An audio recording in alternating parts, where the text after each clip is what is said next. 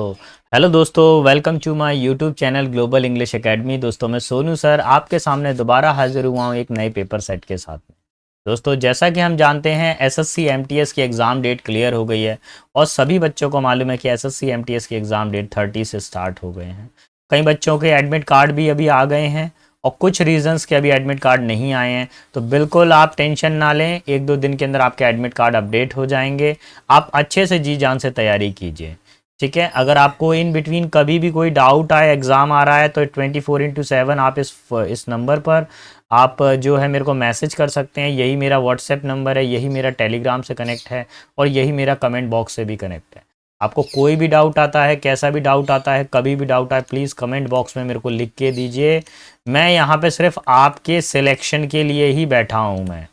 मेरा कोई दूसरा काम ही नहीं है, मेरा सिर्फ एक ही काम है, आप लोगों का सिलेक्शन होना। आपका सिलेक्शन होगा, ऑटोमेटिकली हम ग्रो कर जाएंगे। आपसे ही तो हम हैं, आप ही नहीं होगे, आपका ही रिजल्ट नहीं आएगा तो काहे के हम होंगे, है ना। तो एक ज़रूरी चीज़ और, जिन बच्चों ने मार्क्स अपने शेयर कर रहे हैं पर डे, उनका 101% सिलेक्शन होगा। रीज़न ये है कि उनके अंदर उतना करेज है कि अपने मार्क्स को वो डिस्कस कर सकें। तो चलिए बिना समय गवाए हम अपने वीडियो को शुरू करते हैं।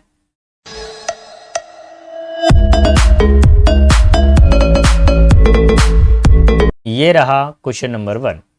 देखिए यहाँ पर क्या दिया गया है, बोला गया है select the most appropriate synonym. आपको सिनोनिम बताना है वर्ड का और पहला वर्ड है हमारे पास में प्लीजेंट। प्लीजेंट का मतलब होता है जिसमें क्या हो, व्यक्ति काफ़ी खुश हो, है ना। हैप्पी मूड बोल सकते हैं, काफ़ी अच्छा मन हो उसका, प्लीजेंट। सॉरोफुल का मतलब क्या होता है, सैड। डिलाइट का मतलब क्या होता है, ग्लैड, यानी कि खुश होना। ऑफुल का मतलब क्या होता है, यानी भयानक, कोई चीज़ क्या हो, खराब सी हो, भयानक टाइप की हो, डेंजर टाइप की हो।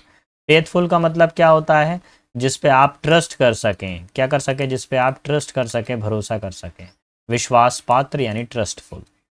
अभी हैप्पी मूड में कोई बंदा तो कैसा होगा बताइए, डिलाइटफुल। तो आंसर क्या हो जाएगा, बी फॉर बॉम्बे। देखिए मैं बार बार भूल जाता, तो मैंने पता है कैसे याद किया है, लाइट। लाइट का मतलब क्या होता है, रोशनी यानी कि खुशी, है ना। तो डिलाइटफुल यानी रोशनी से भरा हुआ, खुशी से भरा हुआ, ऐसे मैंने याद किया था। Option number 2 will be final answer. बेटा मेरे साथ साथ में आप इस पेपर को देते जाइए। कैसे करना है इसको, अभी जैसे क्वेश्चन आया वीडियो को पॉज कीजिए, इसको आप सॉल्व करिए, फिर दोबारा से इसके सोल्यूशन मेरे साथ में देखते जाइए। और देखिए सिर्फ मेरे को 20 मिनट्स दीजिए, 20 मिनट्स के अंदर बेटा मैं आपके 25 क्वेश्चन को कवर करा दूंगा मैं, ठीक है। These colours add vivacious and fairy like effect on my dress. अब पहले तो मीनिंग समझ लेते हैं कि विवाशियस का मीनिंग क्या होता है। विवाशियस का मतलब होता है जो काफ़ी ज़्यादा फुर्तीला हो, यानी एजाइल हो, है ना। विवाशियस का मतलब हो सकता है जो काफ़ी ज़्यादा अट्रैक्टिव हो, भड़कीला हो, है ना। फुर्तीला हो काफ़ी ज़्यादा, इसका प्रॉपर जो मीनिंग निकलता है वो क्या निकलता है, हिंदी में फुर्तीला। अब यहाँ पे अलग अलग सेंस में यूज़ हो सकता है ये, अब किस सेंस में यूज़ हुआ है वो देखते हैं। ग्लूमी का मतलब होता है सैड। स्पार्की का मतलब क्या होता है, ऐसी चीज जो काफी क्या हो, चमकदार हो, है ना, काफी ज्यादा लाइटफुल हो, चमकदार हो, ब्राइट हो। रिप्रेस्ड का मतलब क्या होता है, किसी को मतलब दबाना, किसी को सप्रेस्ड कर देना, ठीक है, किसी को क्या कर देना, दबा देना, सप्रेस करना। नेक्स्ट है इम्पैसिव। इम्पैसिव का मतलब क्या होता है, जिसके अंदर कोई जो काफी ज्यादा लेजी टाइप का हो, डोरमेंट हो, मतलब जिसके अंदर कोई भाव शून्य, जिसके अंदर कोई इमोशन नहीं हो, इमोशनलेस हो। तो अभी हमको क्या चाहिए, ध्यान से सुनिए। विवाशियस का मतलब हो गया एजाइल यानी फुर्तीला टाइप का। तो स्पार्क ही देखिए, स्पार्क का मतलब क्या होता है, चमक। स्पार्क का मतलब क्या होता है, चमक। तो उसकी ड्रेस में क्या थी, चमक थी। So option number 2 will be final answer. Is it clear to you? Let's see question number 3। Here the question number 3 related with related to antonym part. We have word sturdy. What do you understand by sturdy? Sturdy means majboot, one who is very strong, strong person. Rigid, strong, rigid, adamant, inflexible. There are many synonyms of the given word sturdy. Dragging का मतलब क्या होता है, dragging का मतलब क्या होता है, किसी चीज को खींचना यानी कि पुल करना। टिनी का मतलब होता है छोटा, मैंने ऐसे याद किया है, टिनी मिनी, टिनी मिनी ऐसे याद किया है मैंने, मैं भूल जाता था बार बार। अच्छा ड्रैप का मतलब क्या होता है, जो मोनोटोनस हो। मोनोटोनस का मतलब होता है नीरस, मोनो मतलब एक ही रंग का, एक ही रस है उसके अंदर, उदास का भाव है, हमेशा वो सैड रहता है, उसको चाहे कुछ भी हो जाए, कितना भी अच्छा मार्क्स आ जाए, उसको सैडनेस फील रहती है। नेक्स्ट दिया हुआ हमारे पास में डेलिकेट। अच्छा, डेलिकेट का मतलब होता है जो काफ़ी ज़्यादा कमज़ोर हो, यानी कि जो ब्रिटेल हो और फ्रजाइल हो। प्लीज़ बेटा आप इन दो वर्डों को, ब्रिटेल और फ्रजाइल और डेलिकेट, तीन वर्डों को याद कर लीजिए, ये बार बार पेपर में रिपीट होते हैं, तीनों का मतलब होता है नाजुक। अभी हमको चाहिए मजबूत, मजबूत का उल्टा क्या हो जाएगा, डेलिकेट। सो आंसर, वो answer number 4 will be our final answer. Let's see question number 4। अच्छा 4 देखिए, अभी थोड़ी देर पहले बताया था मैंने, मिनी वर्ड बताया था, तो मिनिएचर आ गया। क्या आ गया मिनी से? मिनी से आ गया मिनिएचर। मिनिएचर का मतलब क्या हो जाएगा, जो काफ़ी ज़्यादा कैसा हो, छोटा हो, स्मॉल हो। अब ये टिन्ही का मतलब क्या होता है, ये टीन है, जैसा कोई छोटा बच्चा हो, कोई नन्हा बच्चा हो तो उसको टिनी। ठीक है, एक टिनी कौन सा होता है, एक टिनी ये होता है, ये क्या होता है, टिनी मिनी, यानी कि कोई छोटा सा। मैमथ का मतलब क्या होता है, ह्यूज। ठीक है, कोई बड़ा हो, बिग हो। एलिफेंटाइन, ठीक है, मैमथ, ह्यूज, एलिफेंटाइन, एमरफस। और देखिए एवरेज का मतलब तो सभी को मालूम है, औसत होता है। और मिनीसोला का मतलब क्या होता है, छोटा होता है बेटा, है ना, छोटा हो। अभी हमको क्या चाहिए, अपोजिट बताना है आपको। ऊपर स्मॉल दिया हुआ तो एक ही अपोजिट बनेगा, ऑप्शन नंबर 2 ह्यूज। ह्यूज का मतलब क्या होता है, विशाल, यानी मेहमत होता है। लेट्स सी क्वेश्चन नंबर 5, और 5 क्या कह रहा है। 5 वाले में दिया हुआ है हमारे पास में, टू मेक एसक्यू, हाँ हाँ हाँ हाँ हाँ हाँ, रुको रुको जरा, रुको जरा। मेकिंग अ लिविंग दिया हुआ है, क्या दिया हुआ है, मेकिंग अ लिविंग दिया हुआ। मेकिंग अ लिविंग का मतलब क्या होता है, देखिए लिविंग मतलब रहन सहन, तो रहन सहन को बनाना, और रहन सहन को बनाने के लिए हमको क्या करना पड़ेगा, to earn enough money for things you need, यानी धन कमाना अपनी ज़रूरतों के लिए। जरूरत क्यों लिख दिया, ज़रूरत लिखना था मेरे को तो, अपनी, चलिए आवश्यकताओं के लिए, अपनी आवश्यकता के लिए धन कमाना। जैसे आप लोग, है ना, हम क्यों पढ़ रहे हैं, हम ये चाहते हैं जिससे हमारा जीवन अच्छा हो, कुछ अर्निंग आए हमारे पास में। देखिए एसएससी में अगर आपका सिलेक्शन होता है तो यहाँ पे 30+ आपको सैलरी मिलने वाली है, और किसी के घर के अंदर अगर 30,000 अगर सैलरी आ रही है तो उसका जीवन ठीक ठाक चल रहा है गवर्नमेंट के अकॉर्डिंग। ये सैलरी हमेशा ही 30 नहीं रहने वाली, आपके रिटायरमेंट तक हो सकता है कि आपके घर में आधा लाख 50,000 रुपीज़ सैलरी आए, और ये पॉसिबिलिटी देखी गई है। दोबारा से आप जैसे एग्ज़ाम दिया आपने, ये फिर प्रमोशन वाले एग्ज़ाम दे दो ना, प्रमोट हो जाइए, सीनियर लेवल पे चले जाइए। एसएससी तो 80-80 हज़ार रुपये तक सैलरी देता है ना। कई लोगों के तो 1 लाख तक भी पहुंच जाती है कहानी, अगर उस लेवल का उनका पोस्ट है और उस लेवल की नॉलेज है उनके पास में। तो देखिए आगे क्वेश्चन नंबर 6 क्या कह रहा है। क्वेश्चन नंबर 6 जो हमारे पास में है उसमें दिया हुआ, बेटा ये क्वेश्चन नंबर 6 में करा चुका हूँ मैं, और मेरी जो मैंने ईडियम एंड फ्रेसेस की बेटा आज मैंने पीडीएफ शेयर कर दिया है, बच्चे काफ़ी समय से डिमांड कर रहे थे, मैंने ईडियम एंड फ्रेसेस का मैंने शेयर कर दिया है, और मैं वन वर्ड सब्सटीट्यूशन का भी आज पीडीएफ शेयर कर दूंगा मैं। ठीक है, तो वो भी आप कवर कर लेना, उसमें से ही ज़्यादातर बैक टू बैक आते हैं पेपर के अंदर। मैं क्वेश्चन नंबर 6 पे चर्चा कर रहा हूँ। 6 क्या कह रहा है, to take with a grain of salt. अब ग्रेन ऑफ सॉल्ट का मतलब क्या होता है बताइए पहले तो। ये आपको ऐसा लग रहा होगा कि नमक के साथ में अनाज को खाना, नहीं बेटा, इसका हो जाता है to believe with some spectacles, यानी विश्वास तो करोगे लेकिन कुछ संदेह के साथ, मतलब कुछ संदेह के साथ में, कुछ डाउट्स के साथ में किसी पे विश्वास करना, कुछ संदेह के साथ विश्वास करना, विश्वास कर। जैसे कई बच्चे ही मेरे से जुड़े हैं, अब उनको लगता है पता नहीं क्या कराएगा यार, ये कैसे पढ़ाएगा, ये सही पढ़ाएगा कि नहीं पढ़ाएगा, तो अभी डाउट में हो आप। जब आप एग्ज़ाम देकर आओगे ना, जब आपको लगेगा कि नहीं सर ने वही कंटेंट पढ़ाया है जैसा वो पढ़ाते थे, तो आपका डाउट क्लियर हो जाएगा। तो अभी तो क्या बोल रहे हैं आप, to take with a grain of salt. अभी तो आप खुद डाउट में हो, पता नहीं कैसा पढ़ा रहा है, क्या पढ़ा रहा है, ऐसा आएगा भी कि नहीं आएगा। लेकिन हाँ, कुछ समय बाद में ये सारे डाउट आपके क्लियर हो जाएंगे। कुछ संदेह के साथ में विश्वास करना। So our final answer is option number 1। Let's see question number 7। अब 7 क्या कहता है, देखिए a person who sells flowers, जो फूलों को बेचता हो। अब वन वर्ड सब्सटीट्यूशन की बात आ गई। पहला है शॉपर, शॉपर का मतलब होता है वाहन चालक, तो ड्राइवर हो गया। फ्लोरिस्ट, देखिए फ्लावर और फ्लोवर एक जैसा ही है, फ्लोरिस्ट का मतलब क्या होता है, फूल विक्रेता। फूल विक्रेता, यही इसका आंसर है ऑप्शन नंबर 2। ठीक है। अच्छा और भी देख लेते हैं सर, बाकी भी बता दीजिए, बाकी का मीनिंग बता दीजिए। इन विजिलेंट का मतलब क्या होता है? जो किसी चीज की परख करता हो, तो इंस्पेक्ट कर सकता हो। ठीक है, इंस्पेक्टर यानी जांच करता। इनविजिलेटर कौन होता है? Is equals to inspector. ऐसा करके मैंने याद किया था, जांच करने वाला, निरीक्षण करने वाला। अच्छा हॉर्टिकल्चर में देखिए, हॉर्टी का मतलब क्या होता है? एग्रीकल्चर। लेकिन इसमें ध्यान रखेंगे ये बागबानी होती है। इसके अंदर क्या करते हैं हम लोग? अनाज नहीं उगाते हैं इसके अंदर, हम लोग बागबानी करते हैं, यानी बागीचा लगाते हैं इसके अंदर। ठीक है, हॉर्टिकल्चरिस्ट है ना, तो विशेषज्ञ हो जाएगा यार। आईएसटी जिसमें लग जाता है वो उस चीज का एक्सपर्ट हो जाता है। Dentist, artist. ठीक है, तो फाइनल आंसर क्या होगा? Option number 2। Let's see question number 8। अब 8 क्या बोल रहा है? The collection and the study of the postage stamp. बेटा प्लीज रिपीट आया है, इसको रट लेंगे आप।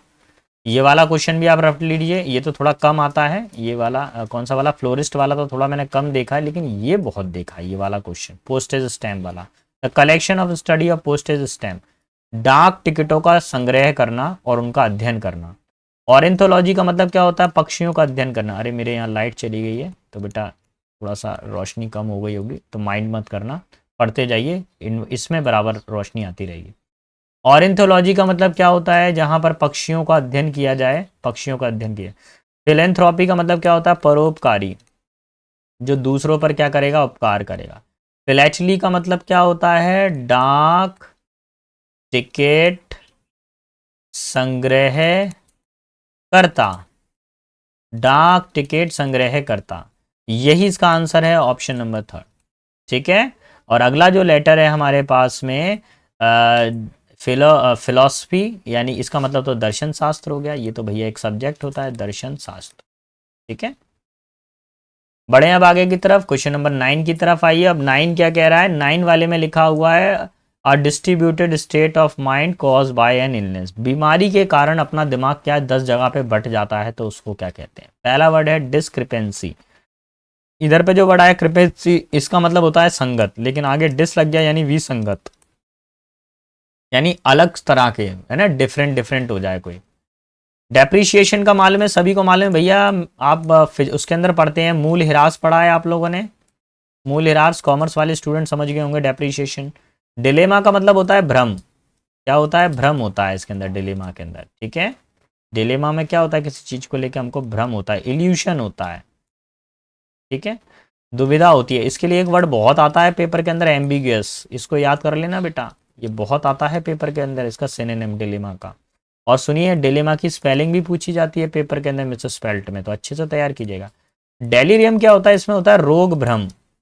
रोग भ्रम, इसमें व्यक्ति को लगता है हमेशा कि मैं बीमार टाइप का हूँ, मेरे को लेजीनेस फील हो रहा है ना, कमजोर महसूस हो रहा है, मैं अभी नहीं पढ़ूंगा, मैं अभी मेरे को नींद लेनी है, अभी तो मैं सोऊंगा, अभी पेपर में तो टाइम है, 30 सितंबर में तो अभी बहुत टाइम है, आराम से पढ़ लूंगा मैं। एडमिट कार्ड आ गया क्या? अभी नहीं आया एडमिट कार्ड, जब एडमिट कार्ड आएगा तब पढ़ूंगा, तब भी नहीं पढ़ूंगा मैं। जब मेरा बिल्कुल मतलब पेपर जब आ जाएगा ना, मतलब जैसे कल पेपर है तो अब आज पढ़ लूंगा मैं। 10th 12th का पेपर चल रहा है ना, ऐसे ही तो होता है 10th 12th के अंदर। कई बच्चे तो वनडे मैच खेलते थे 10th 12th के अंदर, हमने भी वनडे मैच खेला है, हम क्या बताएं। वनडे मैच खेला, 60% बन गई, और हम तो 60 पर भी खुश थे। हमारे मित्र, हमारे फ्रेंड के आते थे 90 95, वो उस पर भी गधे रोते थे, वो आज भी रोते हैं वो। हम तो 60 पर भी हैप्पी हैं। अपनी अपनी सोच है। One who believes in faith, जो भाग्य में विश्वास रखता है। तो पहला देखिए मर्सिनरी। मर्सिनरी का मतलब होता है जो किसी के भाड़े पर काम करे, यानी किराए किराए पे काम करने, भाड़े का कारीगर या भाड़े का कर्मचारी। आप लोगों ने देखा है कोई मजदूर को आप ले आते हैं बाहर से काम करने के लिए, तो मजदूर आएगा, उसको किराए पे काम कर रहा है। ठीक है, पैटलिस्ट का मतलब होता है ऐसा व्यक्ति जो भाग्य पे भरोसा रखता है, भाग्य के भरोसे बैठा हुआ है। ये खाना लगा हुआ है, प्रभु की कृपा होगी तो ये खाना मेरे मुंह के अंदर चला जाएगा, मैं अपने हाथों का मूवमेंट नहीं करूंगा, वो तो खाना ऐसे उड़कर आएगा मेरे पास में, पानी पीऊंगा ना तो ऐसे करके आ जाएगा पानी। अरे भैया हाथ पैर चलाने पड़ेंगे, करना पड़ेगा। तो इस तरह के जो व्यक्ति होते हैं वो भाग्यवादी होते हैं। एस्केटिक का मतलब क्या होता है? तपस्वी, ये तप करेंगे, तपस्या करेंगे। ऑप्टिमिस्ट का मतलब क्या होता है? आशावादी, जो हमेशा पॉजिटिव रहते हैं।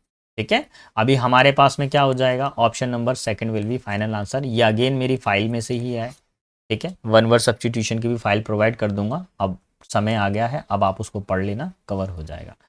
देखिए अब इनकरेक्ट स्पेलिंग आपको बतानी है और यहाँ पे देख लेते हैं कैसी कैसी स्पेलिंगें दी गई हैं।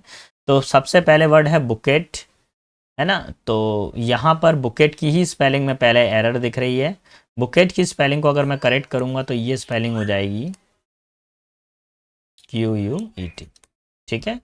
इसका मतलब क्या होता है बताइए, बुकेट का मतलब क्या होता है, गुलदस्ता। क्या होता है, गुलदस्ता। और सर बाकी देख लेते हैं। प्रॉस्पेरिटी का मतलब क्या होता है, वेल्थ यानी समृद्धि, ठीक है। डिससेटिस्फाइड का मतलब क्या होता है, असंतुष्ट, ठीक है, असंतुष्ट, असंतुष्ट। नेक्स्ट है हमारे पास में बैरिकेड। बैरिकेड का मतलब क्या होता है बताइए। बैरिकेड का मतलब ऐसा बोल सकता है रुकावट यानी स्टॉप, हर्डल। पुलिस वाले बैरिकेड लगा देते हैं ना येलो कलर के। तो अभी देखिए यहाँ पर फाइनल आंसर क्या हो जाएगा, इनकरेक्ट स्पेलिंग निकाल ली थी, option number 1 will be final answer. देखिए अगर आपको मेरा पढ़ाना पसंद आ रहा है, आपको लग रहा है कि सर हमारे लिए मेहनत कर रहे हैं, तो प्लीज़ बस हमको और कुछ नहीं, आप एक लाइक बटन दबा दीजिए। इसी से ही हमारा जो भी है पूरी मेहनत वसूल होती है। आपका एक लाइक हमें बहुत ज़्यादा इनकरेज करता है। जब आपके कमेंट्स आते हैं ना तो मेरा मन करता है यार देखो बच्चे कमेंट में पूछ रहे हैं, मेरी हिम्मत होती है कि नहीं अब मेरे को पढ़ाना है। ये बच्चे पूछ रहे हैं, वहाँ से विश्वास कर रहे हैं, मुझे आपका विश्वास ही जीतना है। आप जो भरोसा हम पे किए हुए उसको बना के रखना है। सिलेक्शन तो होगा बेटा, सिलेक्शन तो 100% होगा। आपको डाउट होगा लेकिन मेरे को अपने पढ़ाने पर डाउट नहीं है, मुझे पूरा भरोसा है जो पढ़ा रहा हूँ पेपर में आएगा वैसा ही आता रहा है और सिलेक्शन होते हैं बच्चों के। पढ़ते हैं क्वेश्चन नंबर 12 पर, और 12 क्या कहता है उसको समझ लेते हैं हम लोग। 12 वाले क्वेश्चन पे मैं चर्चा करने वाला हूँ, स्पेलिंग एरर को लेके देखेंगे। तो देखिए मेंटेन्स की स्पेलिंग यहाँ पे ऊपर तो गलत दी हुई है, हमको यहाँ पे देखना है सही किस में है। यहाँ पे तो स्पेलिंग सही है, यहाँ पे मेंटेन्स की स्पेलिंग गलत है तो ये गया हाथ से। यहाँ पे मेंटेन्स की स्पेलिंग सही है, यहाँ पे मेंटेन्स की स्पेलिंग गलत है, तो 1 और 3 में से अब देखना है। यूनिटी की स्पेलिंग करेक्ट है, यूनिटी की स्पेलिंग करेक्ट। फ्रीडम की स्पेलिंग करेक्ट है, फ्रीडम की स्पेलिंग यहाँ थर्ड वाले में गलत है, तो option number 1 will be final answer. केवल एक ही है जिसमें सारे सेंटेंस सही हैं, ऑप्शन नंबर 1 में। Let's see question number 13। अब 13 किस तरह के कंटेंट को बता रहा है, 13 फिल इन द ब्लैंक आ गया है, देखेंगे। Most employers dash the use of mobile phone during office hour. ज़्यादातर एम्प्लॉयज़ क्या करते हैं, मोबाइल फ़ोन का प्रयोग बंद कर देते हैं ड्यूरिंग ऑफिस आवर, ऑफिस में काम करते समय, ठीक है। प्रोहिबिट यानी कि क्या कर देते हैं, स्टॉप कर देते हैं, बंद कर देते हैं। अच्छा कल्टीवेट का मतलब क्या होता है बताइए पहले तो। अभी फिलहाल आंसर क्या है, ऑप्शन नंबर 1। बाकी भी मीनिंग समझ लीजिए। कल्टीवेट का मतलब क्या होता है, खेती करना। क्या होता है, खेती करना। अच्छा सबमर्ज का मतलब क्या होता है, डूबना। पानी में कोई चीज़ डूब जाती है सो वो डूबना। स्पिरिट का मतलब क्या होता है, सोल यानी कि आत्मा, ठीक है। सो option number 1 will be final answer. Mobile का प्रयोग ऑफिस आवर्स में नहीं करना चाहिए हमको। अब देखो भैया, dash is going to take responsibility of this failure. कौन इस असफलता की जिम्मेदारी लेना चाहता है। एक ट्रिक मैं आपको बताऊं, हु के हमेशा बाद में 100% हेल्पिंग वर्ब आती है, ये याद रखना पेपर में। कभी भी हु आएगा ना, मैं थोड़ा साफ साफ लिखूंगा। देखो जैसे मैंने एग्जांपल लिखा, हु आर यू, तो देखो हु हो गया क्वेश्चन वर्ड, आर हो गई हमारे पास में हेल्पिंग वर्ड, यू हो गया सब्जेक्ट। तो हमेशा क्या आता है कि पहले आएगा क्वेश्चन वर्ड फिर आएगी हेल्पिंग वर्ड, ये ध्यान रखना। सो option number 3 will be final answer. Clear, option number 3। Question 15 पर आइए। 15 किस तरह के कंटेंट को बता रहा है। 15 में आपको ध्यान रखना है बेटा, मैं बार बार बोल रहा हूं, आप सिंटेक्स चैप्टर पढ़कर आए, कहीं से भी पढ़ लीजिए आप, ठीक है। कहीं से भी सिंटेक्स चैप्टर का एक प्रॉपर रिवीजन लगा लीजिए तो आपको दिक्कत नहीं आएगी। नीदर आएगा, कभी भी किसी सेंटेंस में नीदर आ जाए, नीदर ऑफ आ जाए, इसका फॉर्मेशन आप अभी बनाइए, नहीं तो फिर बैठे ही रह जाओगे, फिर तो आप बनाने वाले ही नहीं। कभी कभी भी नीदर या ईदर आ जाए और ऑफ आ जाए तो इसके बाद में गारंटी है कि कौन सी फॉर्म आएगी वर्ब की, सिंगुलर वर्ब आएगी। कौन सी वर्ब आएगी, सिंगुलर वर्ब। नीदर ऑफ आ गया, यहाँ पर हैव नहीं आएगा, यहाँ पर क्या आएगा, हैज़ आएगा। तो यहाँ पे देखिए हैज़ आ रहा है। अच्छा सर, हैज़ के बाद में थर्ड फॉर्म आती है, हैज़ और हैड एक साथ आ सकते हैं? आ सकते हैं बेटा, ये थर्ड फॉर्म होती है हैड। सर कैसे होती है एक बार बताइए। Have, had, had, first form, second form, third form. हमने स्कूल डेज में ये भी पढ़ा है, या हम लोगों ने ये पढ़ा है कंपटीशन के अंदर, कि हैज़ के बाद में क्या आती है? Third form. तो हैज़ के बाद में हम थर्ड फॉर्म ही तो रख रहे हैं बेटा। तो don't be so confuse, we can use has had in the given sentence. So our final answer is option number 2। क्या हो जाएगा final answer? Option number 2। Clear? अब क्वेश्चन नंबर 16 की तरफ बढ़ता हूँ बेटा। मेरी कोशिश ये है कम समय में आपको मैं ज़्यादा से ज़्यादा डेटा डिलीवर कर सकूँ, इसलिए मैं मैटर से हटके कभी बात ही नहीं करता, सीधा up to the mark paper से रिलेटेड ही मैं बात करता हूँ। मैं मेरे वीडियोस भी ज़्यादा से ज़्यादा 25 मिनट के रहते हैं, इससे ज़्यादा बड़े सेशंस मैं लेता ही नहीं हूँ। One of the baby elephant broke of from the heard and lost his way. देखिए भैया, बेबी एलिफेंट था, हाथियों का दल है, ये बहुत सारे हाथी घूम रहे हैं इधर पे। उनमें से एक हाथी है, एक हाथी का छोटा बच्चा है, जो क्या हो गया? अलग हो गया है। क्या हो गया? अलग, झुंड से अलग हो गया है। हर्ड का मतलब क्या होता है? झुंड। तो अब इस स्थिति में क्या बताना पड़ेगा? जब आप किसी ब्रोक ऑफ का मतलब तो क्या होता है? टूट जाना, बिखर जाना। इमोशंस से क्या हो जाता है? टूट जाना या बिखर जाना होता है। यहां पर हो जाएगा अवे, यानी कि दूर हो गया, वो झुंड से क्या हो गया? दूर हो गया, अवे हो गया। सो ऑप्शन नंबर 2। ठीक है, ब्रोक अवे का मतलब झुंड से अलग हो जाना। Let's see question number 17। और 17 में हम किस तरह के कंटेंट के बारे में चर्चा करेंगे वो देखते हैं। भैया आप लोग जरा बता सकते हैं कौन से चैप्टर का है ये क्वेश्चन? कोई एनीबडी एल्स? कोई बच्चा बता सकता है? सर बता सकते हैं हम। तो बताइएगा बेटा किस में कैसे करना है इसके अंदर। देखिए, यहां पर अगेन ये सिंटेक्स चैप्टर का है बेटा। योर इनफिडिलिटी, अविश्वासता, है ना, अविश्वास करना। योर इनफिडिलिटी इमोशंस है, और इमोशंस को सिंगुलर अनकाउंटेबल नाउन माना जाता है, इसलिए इनके साथ में हमेशा सिंगुलर वर्ब आती है। तो क्या हो जाएगा? Has given. क्या हो जाएगा? Has given will be our final answer. तो कहां पे टिक लगा दूं मैं? ऑप्शन नंबर 1 पर। चलिए अब आ जाते हैं क्वेश्चन नंबर 18 पर। अब 18 क्या कहते हैं? We usually sleep in bedrooms with the door firmly shutted behind. भैया यहीं पर ही गड़बड़ है, वर्ब को लेकर ही एरर है। Shut first form, shut second form, shut third form, यानी 1 2 3 तीनों फॉर्म समान रहती हैं शर्ट की। ठीक है, तो अभी हमारा आंसर क्या हो जाएगा? इसमें से ईडी को हटा देंगे, केवल शर्ट रहेगा, यही थर्ड फॉर्म के रूप में यूज होगा। शर्टेड नहीं होता कभी भी। ठीक है, तीनों ही फॉर्म एक जैसी हैं इसके अंदर, या फर्स्ट फॉर्म भी हो सकता है, सेकंड फॉर्म भी हो सकता है। We usually sleep in the with the draw formally shirt. Shirt आएगा बेटा इधर पे, शर्टेड वर्ड तो इंग्लिश में होते ही हैं।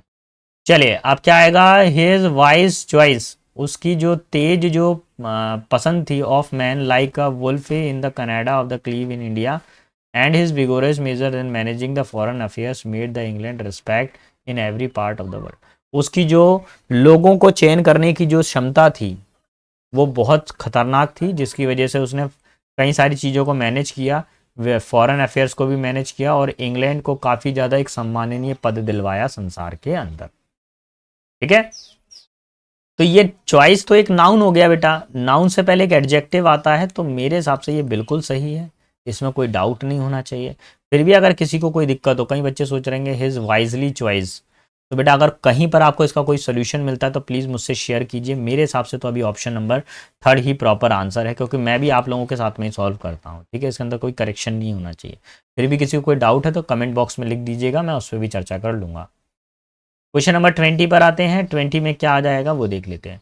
You have to constant consider, अरे constant consider, consider, you have to constant consider, भैया इसी में ही एरर है। कांस्टेंट नहीं होगा यार, कॉन्स्टेंटली। आपको लगातार किसी चीज को सोचते रहना चाहिए। मेरे को तो पढ़ते में ही समझ में आ गया कि यहाँ पे एरर है भैया, एडवर्ब आएगा यहाँ पर। आपको लगातार सोचते रहना चाहिए। Consider how your personal behaviour is going to impact everyone around it.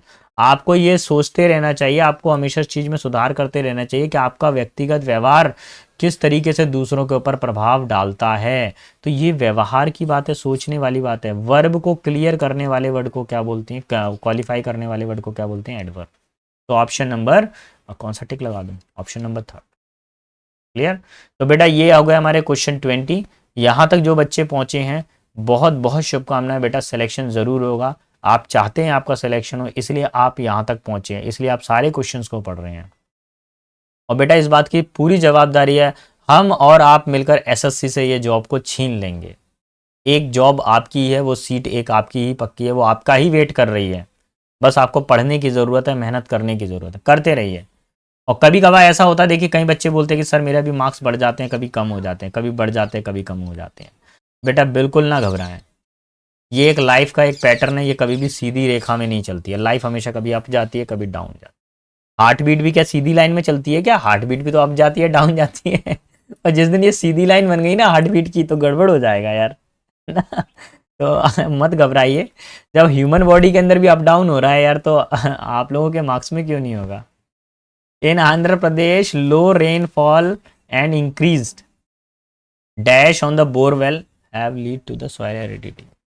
Andhra Pradesh के अंदर कम बारिश हो रही है, और बारिश हो रही है, कम बारिश होने के कारण लोग किस पे डिपेंड करते हैं? बोरवेल पे डिपेंड करते हैं। तो उनका क्या हो गया है? उनका उसके ऊपर डिपेंडेंस बढ़ गई है। सो option number third will be final answer. एक और चीज़, डिपेंड के साथ में हमेशा ऑन आता है, एक वर्ड और कभी कभार आ जाता है अपॉन, तो डिपेंड ऑन और अपॉन दोनों का ही सिमिलर यूज किया जा सकता है। वाइल जबकि, while dash snow and more rainfall has, जबकि, जबकि क्या हुआ है? लेस। ध्यान रखें वाइल का यूज हम कब करते हैं? प्लस और माइनस कंडीशन में। कैसे? मैं पढ़ रहा था, मेरा भाई टीवी देख रहा था, मैं पेपर की तैयारी कर रहा था, मेरा भाई पबजी खेल रहा था, है ना? मैं यहाँ दिन भर पढ़ता हूँ, वो अलग ही है, वो कुछ और ही करता रहता है। वो किताब तो जब उठाएगा जब वनडे मैच खेलता है, वो तो एक दिन पहले ही। स्नो रेनफॉल हैज़, अब क्या करेंगे यहाँ पर? लेस आ जाएगा, ऑप्शन नंबर 1। क्लियर? आगे बढ़ता हूँ मैं। अब क्या बोला गया है यहाँ पर? Has more rainfall. तो देखिए इस हैज़ के बाद में कौन सी फॉर्म आनी चाहिए? वर्ब की थर्ड फॉर्म। थर्ड फॉर्म ढूंढिए। ईडी किस में लगा हुआ है? इसमें लगा हुआ है, डिपेंड में। तो option number third will be final answer. मेरे को तो इसमें तो बहुत आसान लगा, हैज़ के बाद में थर्ड फॉर्म लगाना है। Has depend the desertification crisis in the Himachal Pradesh. देखिए भैया, कभी कभार जब कम बारिश होती है और जब कम बर्फ़ गिरती है, जिसके कारण हिमाचल प्रदेश के अंदर कैसी स्थिति हो जाती है? डेजर्टिफिकेशन की, यानी रेगिस्तान जैसी स्थिति हो जाती है वहाँ पर भी। ठीक है? On the other hand, on the other hand आप लोगों ने सुना है, और दूसरी तरफ, ऑन द अदर हैंड सुनने में ही समझ में आ रहा है, और दूसरी तरफ इन राजस्थान, राजस्थान में कैनल्स, कैनल्स का मतलब होता है नहरें, ट्यूबवेल, इरिगेशंस, ट्यूबवेल कैनल से इसके अंदर इरिगेशन किया जाता है, सिंचाई की जाती है। शेल्टर बेल्ट्स, हैव के बाद में थर्ड फॉर्म आनी चाहिए, देखूं मैं क्या है। अच्छा, थर्ड फॉर्म वाला तो है नहीं ये condition. Have dash to, have lead to होना चाहिए। नहीं नहीं, लीड तो फर्स्ट फॉर्म है, तो फिर लेट थर्ड फॉर्म दी गई है, क्या होना चाहिए सुनो। अच्छा, हैव के बाद में चाहिए थर्ड फॉर्म, ये फर्स्ट फॉर्म, ये है थर्ड फॉर्म, थर्ड फॉर्म ही आएगा भैया। Option number third will be final answer. Clear? तो have lead to an increase in green covers, यही हमारा आंसर हो। क्लियर बेटा? तो आज हम लोगों ने 25 क्वेश्चन कवर कर लिए हैं, सेट नंबर 47 किया था। कल हम लोग आपके लिए सेट नंबर 48 को लेकर आएंगे। ठीक है? अभी 1-2 दिन में बेटा मैं ऑनलाइन लाइव क्लास पर आऊँगा। मैं किसके लिए आऊँगा? सिनोनिम की वोकैबुलरी के लिए आऊँगा। तो मैं पहले खुद प्रिपेयर कर लूँ उसको अच्छे से, तब मैं आपके सामने उसको प्रेजेंट करूँगा। ठीक है? तो अच्छे से तैयारी करें बेटा। कोई भी डाउट आ रहा है, कैसा भी डाउट आ रहा है, तो कमेंट बॉक्स में आप मेरे को लिख के बताइए कि सर ये क्वेश्चन नहीं आ रहा। ये मेरा गिवन कॉन्टैक्ट नंबर है, आप इसको मेरे को व्हाट्सएप मैसेज कर सकते हैं। इसी से मेरा टेलीग्राम भी अटैच है, टेलीग्राम की लिंक दी हुई है डिस्क्रिप्शन बॉक्स के अंदर, तो आप उस लिंक को क्लिक कीजिए। पीडीएफ का डेटा बच्चे काफ़ी डिमांड कर रहे हैं, तो मैं पीडीएफ का डेटा मैंने शायद ईडीएम एंड फ्रेसेस का शेयर कर दिया है। अब मैं वन वर्ड सब्स्टिट्यूशन का भी शेयर कर दूंगा, मैं आज ही शेयर कर दूंगा मैं उस डेटा को भी। अच्छे से तैयारी करें बेटा, तब तक अपने और अपने माता पिता के नाम को रोशन करें। और याद रखें, कोई दूसरा आकर आपकी परिस्थितियों को बदलने वाला नहीं है, आप ही हैं जो अपनी परिस्थितियों को बदल सकते हैं। Best of luck, see you tomorrow.